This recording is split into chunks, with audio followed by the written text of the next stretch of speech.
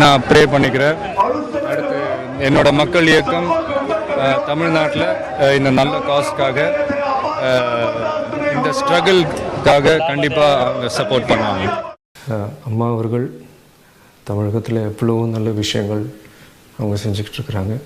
தமிழகத்தையே ஒரு முதல் மாநிலமாக கொண்டு வரணும்னு சொல்லி உழைச்சிக்கிட்டு இருக்கிறாங்க.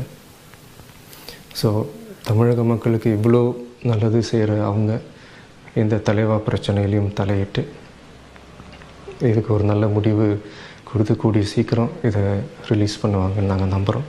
சும்மா ஜென்ரல் பப்ளிக் ஒரு பசிக்கு சாப்பிட முடியாமல், மருந்து மாத்திரை வாங்க முடியாமல், ஏடிஎம் கார்டுக்காக வெளியூர் போய் முக்கியமாக திரும்ப வீடு வந்து சேர முடியாமல், அன்னன்னைக்கு கிடைக்கிற 500-1000 வச்சுக்கிட்டு சின்ன சின்ன தொழில் பண்ணுற வியாபாரிங்க முதற்கொண்டு தியேட்டர்ஸ், மால்ஸ், மார்க்கெட்ஸ், இந்த மாதிரி தேவையில்லாமல் இவங்கெல்லாம் ஏதோ கொஞ்சம் பாதிக்கப்படுறாங்களோ அப்படின்ற ஒரு சின்ன ஃபீல் தான்.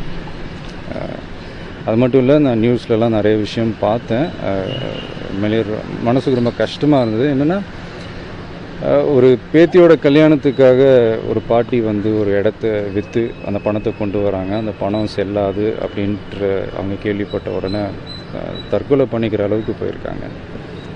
ஒரு ஹாஸ்பிட்டலில் வந்து ஒரு நியூ பார்ன் பேபி, அந்த குழந்தைக்கு ஏதோ ஒரு பிரச்சனை, அது ட்ரீட் பண்ண முடியாமல் அந்த குழந்தை இறந்து போயிருக்கு.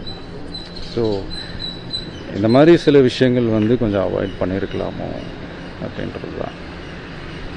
ஒரு நாட்டில் ஒரு 20% பணக்காரங்க இருப்பாங்களா, அதில் ஒரு குரூப் ஒரு சின்ன பர்சன்டேஜ் பண்ணுற தவறுகள்னால மீதி இருக்கிற 80% மக்கள் அவங்க என்ன சட்டத்தை உருவாக்குனது மக்களோட கலாச்சாரத்தையும் உரிமையையும் பாதுகாக்கத்தான், அதை பறிக்கிறதுக்கு இல்லை.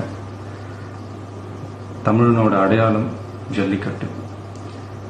எதையும் எதிர்பார்க்காம, யாரோட தூண்டுதலும் இல்லாமல், எந்த விதமான கட்சி பேதமும் இன்றி தமிழ் என்ற ஒரே உணர்வோட இந்த போராட்டத்தில் குதிச்சிருக்கிற அத்தனை இளைஞர்களுக்கும் நான் தலைவணங்குறேன். தலைவர்களை பற்றி தெரிஞ்சுக்கோங்க, அம்பேத்கர் அவர்களை பற்றி தெரிஞ்சுக்கோங்க, பெரியார் அவர்களை பற்றி தெரிஞ்சுக்கோங்க, காமராஜர் அவர்களை பற்றி தெரிஞ்சுக்கோங்க. நல்ல நல்ல விஷயத்தை எடுத்துக்கோங்க, மற்றதை விட்டுருங்க. நீங்கள் தாங்க நாளைய வாக்காளர்கள்.